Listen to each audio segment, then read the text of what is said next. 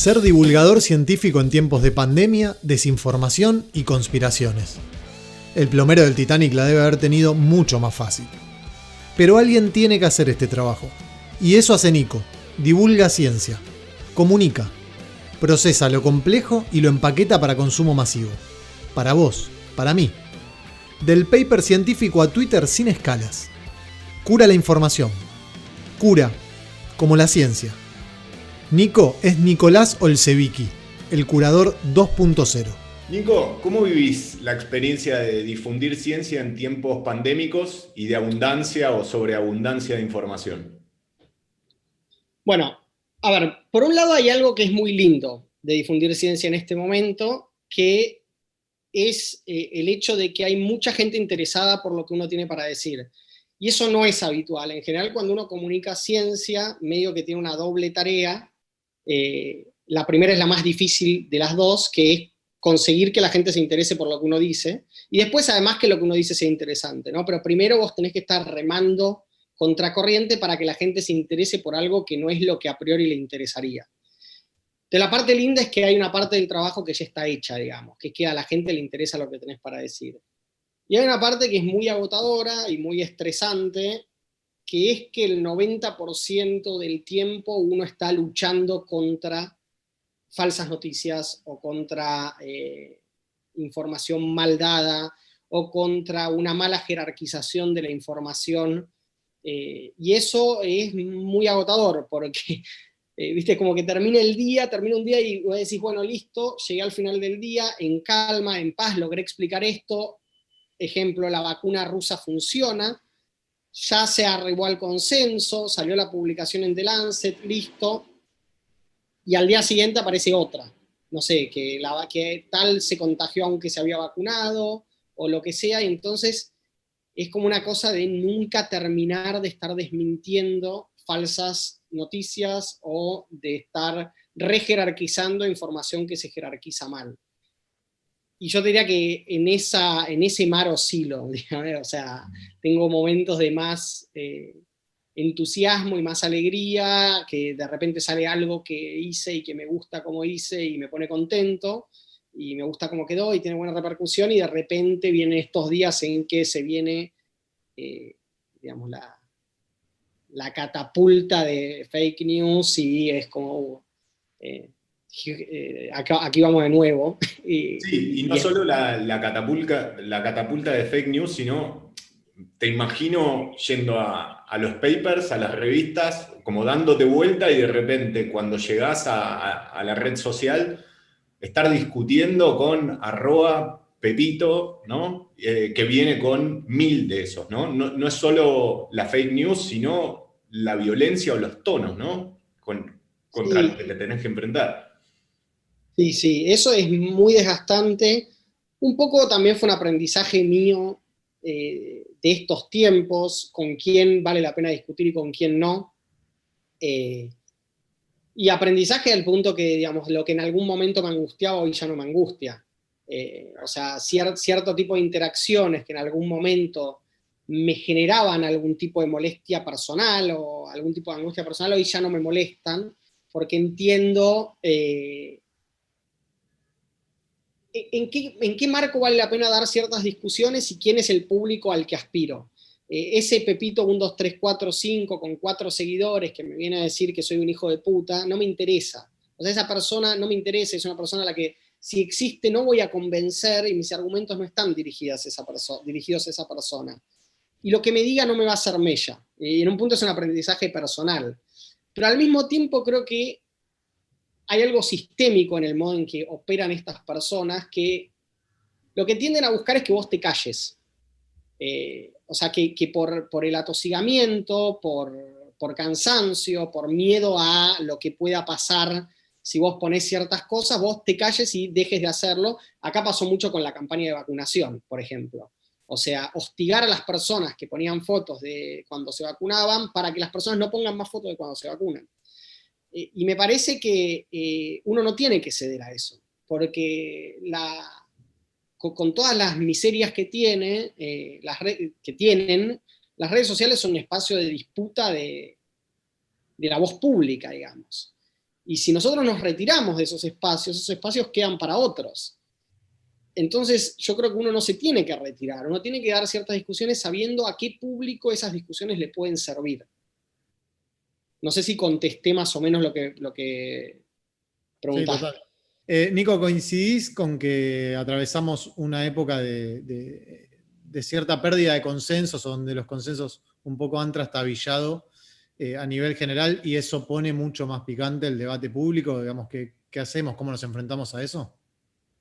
Sí, sí, no tengo duda. De hecho, en realidad creo que, a ver, se han perdido los consensos en el sentido de que toda la sociedad consensúe en algo, y lo que está pasando, me parece, a nivel mundial es este fenómeno del agrietamiento, o sea, lo que en Argentina llamamos la grieta, y en cada país debe tener, que no es un fenómeno argentino exclusivamente, es un fenómeno mundial y en cada país tendrá su nombre,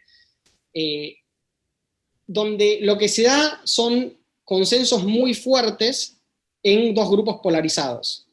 Entonces, hay un grupo que tiene un consenso muy fuerte sobre un tema, en realidad sobre todos los temas, o sobre su posición política, y considera que todo lo que dice el otro está errado, y un grupo que viceversa, ¿no? O sea, con posiciones antagónicas. Al punto que temas en los que uno pensaría que no puede haber agrietamiento, que no puede haber grieta, que no puede haber discusión, generan discusión.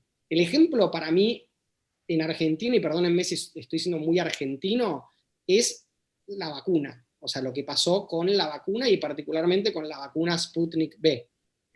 O sea, ese para mí es el ejemplo máximo de vos tenés una pandemia espantosa cuya única salida son las vacunas, y lo sabemos que son las vacunas. Aparece una esperanza. Nuestro organismo regulatorio dice que la vacuna es excelente, dice que hicieron una revisión de los datos y que la vacuna es excelente, y se empieza a generar un clima de desconfianza que después se paga.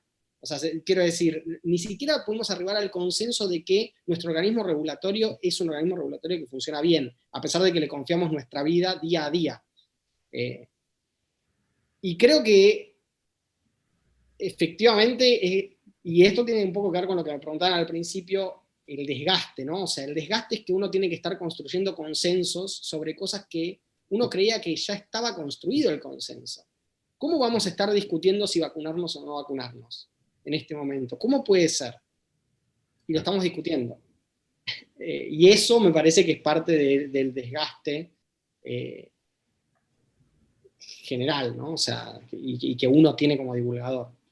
Ahora, no siendo en realidad la salud tu campo específico, digamos, ¿cómo te metiste en semejante empresa de comenzar a divulgar en una época de pérdida de consensos ciencia, digamos, ciencia en términos de salud? O sea, yo no estoy especializado en salud, en realidad, no es que es mi campo específico. A mí lo que más me interesa es la biología, lo que más me interesa divulgar. Particularmente me interesa mucho la biología evolutiva. Y me interesa mucho la historia de la ciencia. En realidad yo divulgo ciencia hace mucho, hace como 12 años, que bueno, no soy tan viejo, no más, hace como 15 años, porque yo tengo, hace como 16 años divulgo ciencia. Mucho tiempo. La mitad de mi vida, digamos. Y siempre fui más por el lado de la historia de la ciencia, me interesa mucho la filosofía de la ciencia. Y en este momento me parece que la agenda impuso que se hablara de esto, y me parece que también fue una gran oportunidad para algunos comunicadores o para algunos que tratamos de hacer con la comunicación de la ciencia algo particular, que ahora les voy a decir qué es, para comunicar de otra manera. Y acá les voy a decir qué es lo que yo trato de hacer cuando comunico ciencia. Yo no soy especialista en salud. O sea, yo las cosas que comunico las aprendo. Es así. Me tomo el tiempo de leer, de investigar, de consultarle a la gente que sabe. Y una vez que las entiendo, las comunico. Y hago esto, y me parece que, y me gusta hacerlo de esta manera, porque me parece que es lo que la comunicación de la ciencia tiene que tratar de hacer. O sea, en un punto, lo que un comunicador de ciencia tiene que tratar de hacer es que su figura se vuelva irrelevante. si mi trabajo funciona bien, y vos me consumís a mí o ustedes me consumen a mí, lo que yo esperaría es que dentro de 2 o 3 años o dentro de 6 meses, ustedes digan, pero lo que dice este pibe es una boludez, yo ya lo leí en el paper, ya lo leí y lo entendí. O sea, que no me necesites más a mí para hacer ese laburo porque entendiste cómo opera la ciencia y entendiste cómo decodificar ciertas cosas que la ciencia dice, aunque no seas especialista. Y eso es lo que yo trato de hacer, ¿viste? No es que no tengo un manifiesto en el que digo lo que hago es esto, pero sí es lo que siempre está funcionando adentro mío, o sea, es lo que está funcionando en mi cabeza cuando yo comunico. Si yo te quiero explicar cómo funciona una vacuna, yo quiero que vos entiendas cómo es el mecanismo por el que llegamos a saber que una vacuna funciona así y por qué tenemos que confiar en la idea de que las vacunas funcionan más que en la idea de que las vacunas no funcionan. Claro. Entonces esto para mí fue una oportunidad fantástica, porque además, perdón que me extiendo, pero termino con esto, tiene una cosa muy interesante y muy atípica, que es que estás viendo la ciencia on the making, estás viendo la ciencia en su proceso, con todo lo sucio que tiene el proceso, o sea, con todos los... pero la ciencia es sucia, o sea, no es que ahora la estamos viendo sucia, el problema es que por cómo se comunica uno tiende a esperar que aparezca el gran resultado y cuando aparece el gran resultado se comunica.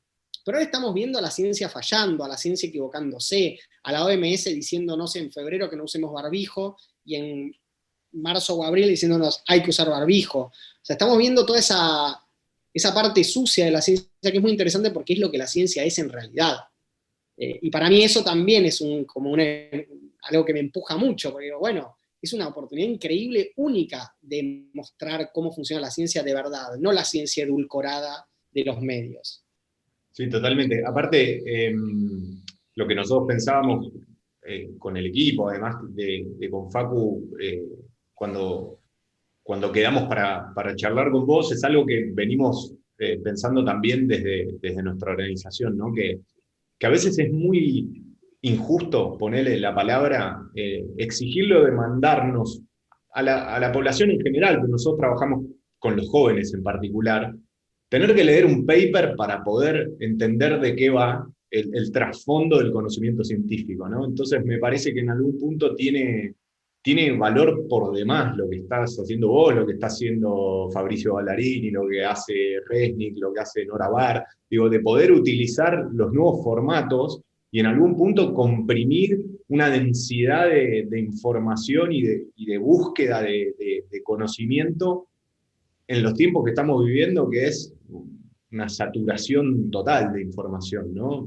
¿Lo pensaste en esa clave? Digo, tenés como un énfasis en poder, en algún punto, tu servicio, más allá de ser para toda la población, ¿lo ves como en clave juvenil y lo buscan así?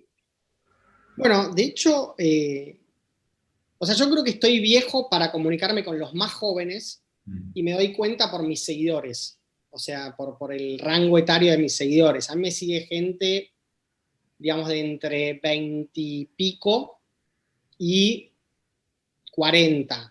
Ponerle, ese es el rango de la gente que más me sigue.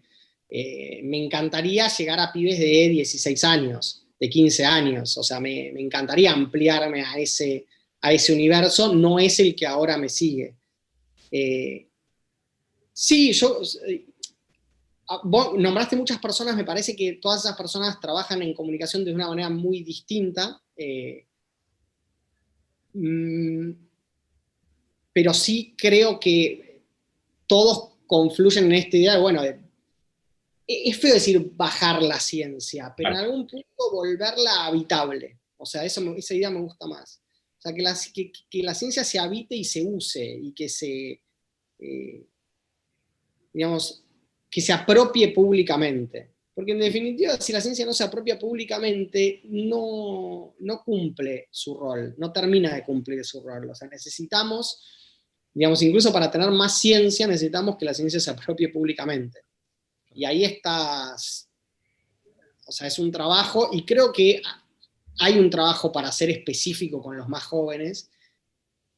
Por ejemplo, YouTube, ¿no? O sea, uno uno piensa, yo creo que muchas veces la comunicación de la ciencia sigue pensándose, especialmente en Argentina, en ciertos formatos muy estándar que ya no consume nadie. O que consume gente que en realidad no te interesa mucho que consuma. Por ejemplo, no estamos pensando, no se está produciendo buen contenido para YouTube de comunicación de ciencia. Y ahí hay o sea, los buenos videos de ciencia tienen millones de views, mucho más que lo que tiene un programa de televisión. Y ahí sí hay un público joven al que llegar. Pero bueno, yo digo ahora, por ejemplo, el problema que tengo es que no tengo quien financie esas cosas. O sea, yo quiero hacer un video de YouTube y hacer un video de YouTube es caro. O sea, es barato en relación con lo que es hacer un programa de televisión, pero es caro en relación con, no sé, escribir un posteo en Twitter o en Instagram. Y necesitas un equipo. Entonces, como que si no estás adentro de un medio es muy difícil y bueno, y se termina no haciendo. Que es una cagada, la verdad que es una cagada. Sí, sí, totalmente. Necesita la ciencia ser más habitable y también en los nuevos formatos, ¿no? Digo, los nuevos formatos van a traer más que sea la ciencia más habitable, digo, más allá de divulgadores como vos. Cuando me quedé pensando con esto que decías de que no quedaba bien, pero esto de bajar la ciencia, ¿sentís que a los divulgadores en general de distintas ramas de la ciencia se les baja un poco el precio también desde la propia ciencia, digo, de los propios profesionales como, no, tal es divulgador? No sé, me acuerdo que con muchos historiadores pasó eso cuando se Bueno, empezó a hacer más famosa la divulgación de historia, con Felipe Piña puntualmente, sí. que caían con de todo, me acuerdo, profesionales de la historia y demás. ¿Lo sentís así?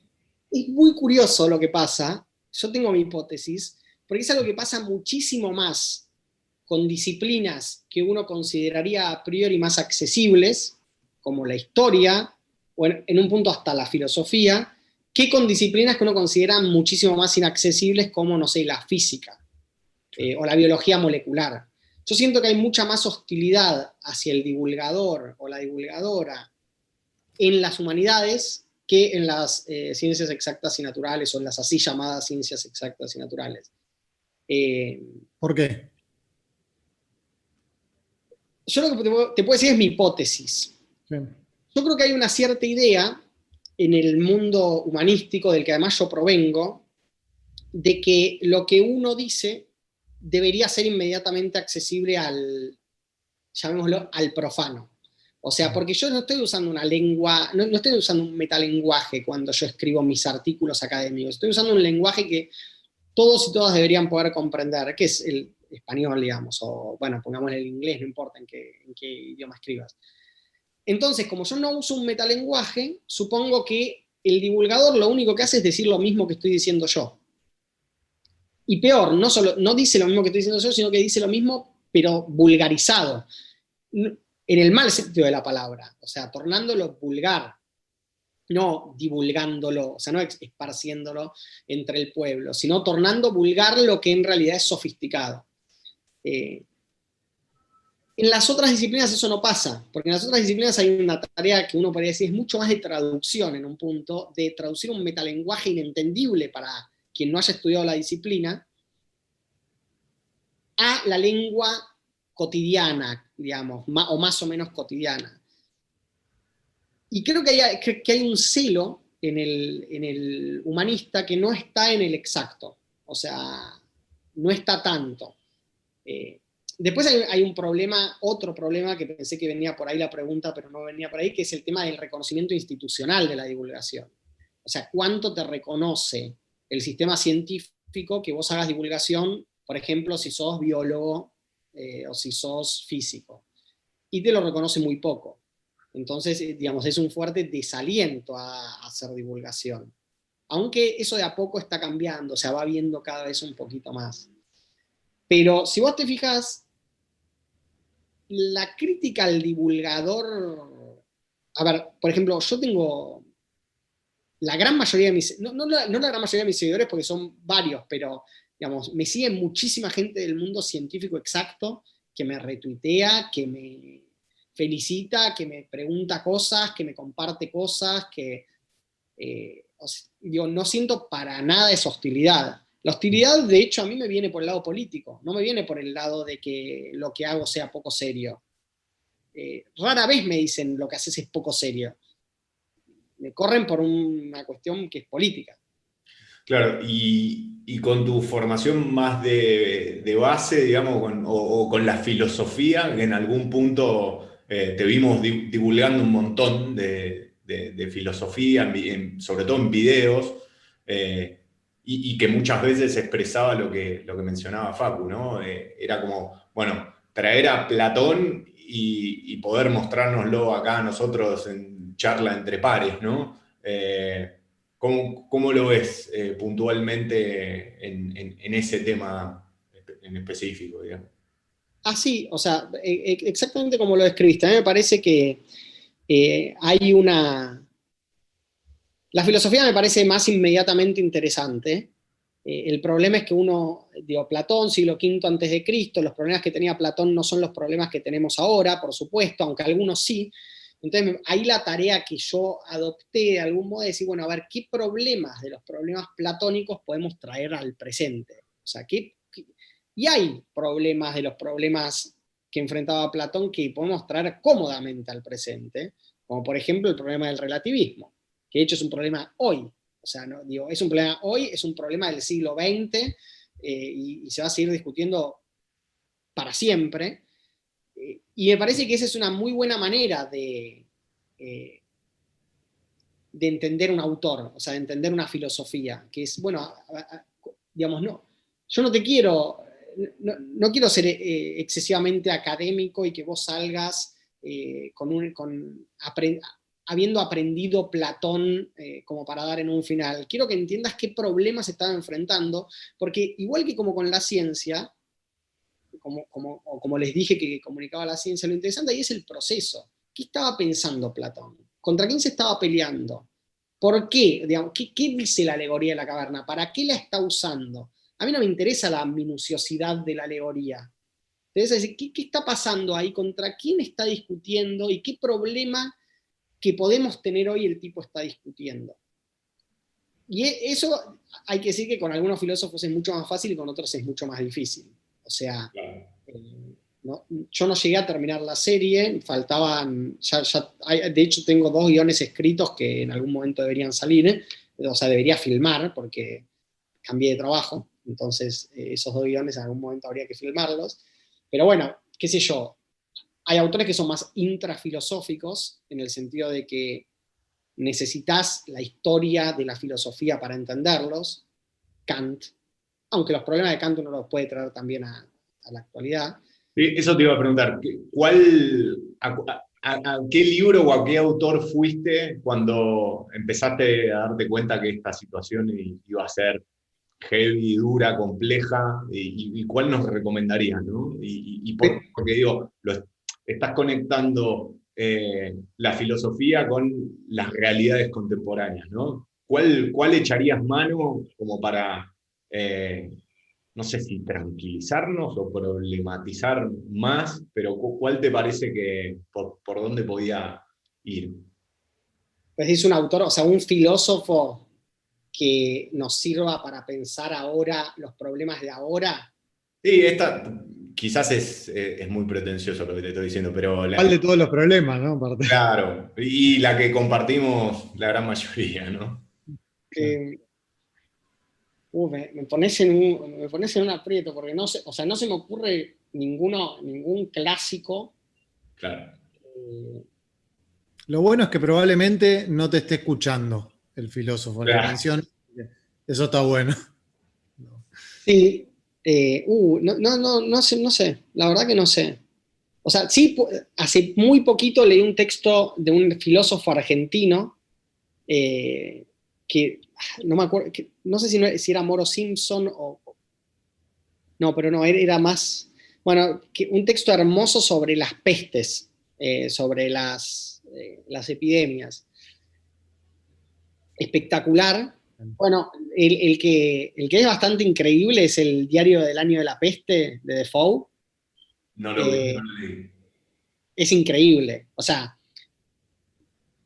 porque es muy loco cómo o sea, con esos libros te das cuenta cómo frente a problemas radicales la humanidad reacciona más o menos siempre igual. Claro.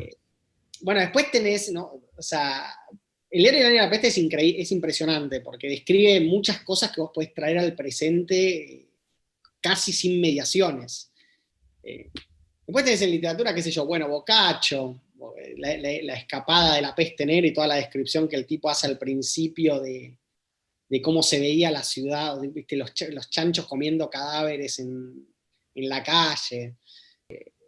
Me parece que eso es una cosa que tiene de maravillosa, lo pongo entre comillas, la peste, que en algún punto te muestra la humanidad. La humanidad en el sentido de la humanidad de hace 500, de hace 600, de hace 1000 años. Sí, nos empata, sí. Igual a todo. Obviamente, a ver, esto sin vacunas sería un desastre muchísimo peor del que es, ¿no? Pero hay algo a nivel, qué sé yo, diría de psicología de masas, que es muy loco, y que cuando lees esos textos, sí, bueno, pero esto es ahora. O sea, esto es así ahora. Y eso es perturbador, por lo menos. Sí, evidentemente existe un patrón, ¿no? Como que haya pasado hace 1000 años, ahora o dentro de 500, la humanidad más o menos va a reaccionar igual. Digamos, cambian las herramientas que tenga a mano, por supuesto, pero hay como un patrón. Hoy sí nos enfrentamos, no sé si en otras pandemias, si lo sabés, o en otras pestes, a muchos movimientos anticiencia, antivacuna, etc. ¿Crees que son gritos en el desierto, por ahí amplificados por medios y por las tecnologías digitales, o que son movimientos a los cuales hay que prestarles especial atención? No, yo creo que hay que prestarles atención. O sea, y digo hay que prestarles atención porque tenemos presidentes del mundo, de países muy importantes, que son antivacunas. El presidente del país, diría, más importante de Latinoamérica es antivacunas, es negacionista. El presidente del país, uno podría decir, más importante del mundo hasta hace 2 meses, era un negacionista, era un delirante. Me parece que cometeríamos un error grave si dijéramos, no, es pura amplificación de Twitter, digamos. Sin duda, hay amplificación en Twitter, pero en Twitter hay amplificación de todo. O sea, pero creo que no es algo para decir, bueno, que se mueran en la intrascendencia, los dejamos que hablen solos, que hablen entre ellos, porque no hablan entre ellos, no hablan solos. Esto está bien estudiado para YouTube, cómo funcionan y para Facebook, cómo funcionan las comunidades anti-vaxxers, cómo se mueven, entendiendo mucho mejor la lógica, porque son mucho más orgánicas que nosotros, digamos, que podemos diferir, qué sé yo, en un montón de cuestiones, y cómo terminan colonizando publicaciones y terminan teniendo muchísimas más interacciones y ganando muchísimo público. Hace poco había leído algún paper sobre eso, sobre cómo habían venido creciendo las comunidades de Facebook antivacunas en relación con los grupos pro vacunas. Y como que la proyección era, o sea, voy a mentir con la cifra exacta, pero que se iban a equiparar en 1 año, 2 años, 5 años, no sé, pero que están ya en un volumen muy alto de crecimiento. No dejaría de preocuparme, no tengo tampoco la receta de cómo combatirlo. Y eso es una cosa que me preocupa mucho, porque en un punto, cuando se entra en la lógica conspirativa, como cuando se entra en cualquier secta, es muy difícil salir, porque ya no estás operando con las mismas reglas con las que se opera afuera. O sea, la secta, ¿cómo funciona? La secta establece un conjunto de reglas propias de la secta, que en general es un creyendo, o sea, cada vez se vuelve un poquito más delirante, pero cuando uno está dentro de esa lógica, uno piensa que esa es la lógica, que eso es el mundo, como decía el Minotauro de Borges. Y si vos pensás que eso es el mundo, lo que ocurra afuera no te importa, porque ese es el mundo y esa es tu lógica. Y cuando yo te quiero traer un argumento de afuera que funciona con la lógica que para mí es la lógica del mundo, no me vas a dar bola, porque eso contradice tu propia lógica. Y en un punto por eso es tan jodido el pensamiento conspirativo y por eso es tan habitual que el que piensa conspirativamente en una cosa piensa conspirativamente en 20. ¿Viste? No es que, o sea, no hay mucho seleccionismo en eso. No es que, no, yo pienso conspirativo con respecto a las vacunas, pero en realidad con respecto a los medicamentos no. O tengo una teoría conspirativa con respecto a las Torres Gemelas, pero no la tengo con respecto a... En general es un combo. Y ahí sí, bueno, muy alentado también por las redes sociales, porque obviamente YouTube, cuando viste 3 videos conspirativos, te muestra todos videos conspirativos, y así sucesivamente. Pero sí, me preocupa. Las redes sociales son un canal de comunicación mucho más cómodo, pongámoslo en esos términos, para este tipo de discursos que para los nuestros. Qué pregunta difícil. No estoy seguro. No estoy tan seguro.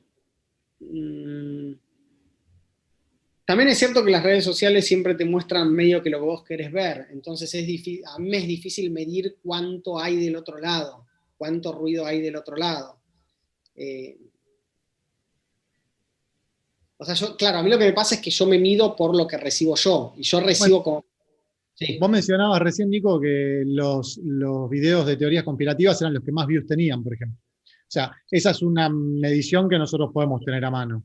No, Evidentemente sucede algo ahí, ¿no? Como... ojo, no sé si son los que más views tienen, sino los que más crecen. O sea, eso Bueno, habría que verlo. O sea, los claro. que más comparativamente están creciendo. Pero no sé, hay videos de influencers de ciencia que tienen millones o decenas de millones de views, y que hay gente que hace cosas excelentes. Claro, habría que ver, ¿no? ¿Qué red social? O sea, vos me preguntabas las redes sociales. ¿Qué red social? YouTube. Y puede ser. YouTube también tiene una cosa que nadie sabe cómo funciona el algoritmo, entonces nadie entiende bien qué es lo que garpa en YouTube. Twitter tiende mucho a las polarizaciones, entonces yo tiendo a creer que lo que garpa en Twitter es polarizarte, o sea, para un lado o para el otro. Instagram todavía no lo entiendo, yo Instagram lo uso como Twitter, o sea, pongo lo mismo que en Twitter pero con colores. Está bien, está bien. Nico, para cerrar, te queríamos hacer 3 preguntas súper breves, medio en formato, no sé si ping-pong, pero primero te queríamos pedir que nos recomiendes un libro, una serie o una peli. Puede ser uno de los 3. Uno de los 3, bien, pará, déjame pensar, tengo que ser muy preciso ahí. Difícil. Uf. Bueno, un libro voy a hacerlo obvio, pero cuentos de Borges, o sea, leer el Aleph, ficciones. Nadie puede morirse sin haber leído eso. Bien. Bien, perfecto, anotado entonces. Mañana mismo baja San Diego de algún lado y te ofrece, te cumple 2 deseos. Este es el primero, que es una cena con alguien, con quien vos quieras, personaje de hoy, histórico, histórica, con quien vos quieras, una cena. Después vemos en qué canta la cena, digamos, eso ya es otra cosa. Con Darwin. Con Darwin, Bien, bien. bien. Bien. ¿Por qué? Pará, me interesa mucho, perdón, profundicemos un poquito así. Porque me parece que es el tipo que tuvo la mejor idea de la historia de la humanidad. Eh, Así. y sí, la idea más elegante, más simple, más hermosa, más aglutinadora, que más dio, o sea, que más proyección tuvo. Eh, y bueno, ¿cómo me voy a perder la oportunidad de charlar con ese tipo 2 horas, qué sé yo? Buenísimo. Bien. Sí, dale. Bueno, después de la cena con Charles, San Diego de Fiorito, te ofrece sacarte una duda, cualquiera, la que sea. ¿Cuál sería?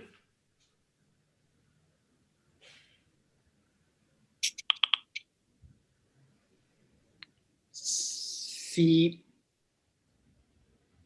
Bueno, mi duda eterna, ¿cómo puede algo avanzar sobre nada? Uf. A ver. O sea, el universo, ¿no? O sea, digamos, ¿qué es el universo? Se supone que el universo es todo, pero a veces se supone que el universo se expande aceleradamente. ¿Sobre qué se expande? Claro. ¿Es todo el universo? ¿Es todo? Tremendo. ¿Cómo bajás de ahí a discutir con arroba sobre una cosita chiquitita, ¿no? Sobre algún menester de la cotidianeidad, después de pensar en si el universo es todo o qué carajo es mucho. Y está todo conectado, o sea, está todo conectado. Creo que todo conectado no en el sentido espiritual de Ivana Nadal, ¿no? O sea, Un en el saludo para sentido Iván. Es de nuestra cuando uno... próxima entrevistada, eso no te conté. Ah, bueno, esto lo pueden cortar.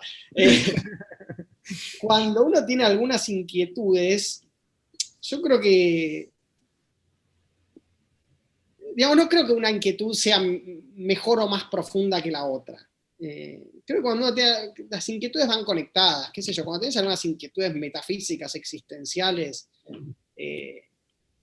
está conectado con lo que el tipo con eso que el tipo te pregunta, pero esto está sonando muy Ivana Nadal y no es lo que yo quiero decir. O sea, yo lo que quiero decir es que esta preocupación trascendental que tengo es tan importante como la preocupación que tengo por cómo funciona una vacuna. O sea, por cómo es la microbiología del funcionamiento de una vacuna. Y bueno, y en definitiva, cuando yo discuto, o sea, yo a Pepito 321 le puedo decir, andate a la mierda, que en el peor de los casos, y en el mejor, puedo tratar de entender por dónde viene su pregunta o su inquietud, y de tratar de entender yo algo que no entendía para explicarle a esa persona. Y en definitiva, o sea, tanto una inquietud como la otra, lo que me están pidiendo es que yo entienda un poco más el mundo en el que me toca vivir. Y en ese sentido están conectadas. Bien. O sea, encontrás en las redes sociales, volvemos, ¿no? al principio, pero lugar para el hecho pedagógico, se puede. Sí, yo de hecho, esto lo digo muchas veces en las propias redes, cuando me dicen, ¿para qué le contestás a este idiota? ¿Qué sé yo? Yo digo, yo entiendo quién es mi público. O sea, ese tipo que me putea o que me dice que no sé, que la gente se cura tomando té con jengibre, no es mi público. Mi público es toda la gente que me sigue porque espera que yo le dé algún argumento o alguna explicación de algo. Y cuando alguien me cuestiona diciéndome el virus no existe, yo sé que ahí tengo una oportunidad para que mucha gente que me va a leer aprenda algo que yo le puedo decir. Y sí, o sea, yo creo que hay una oportunidad para enseñar en las redes. Y que lo que decía al principio, no la podemos desaprovechar, porque si no esos espacios los ocupan otros.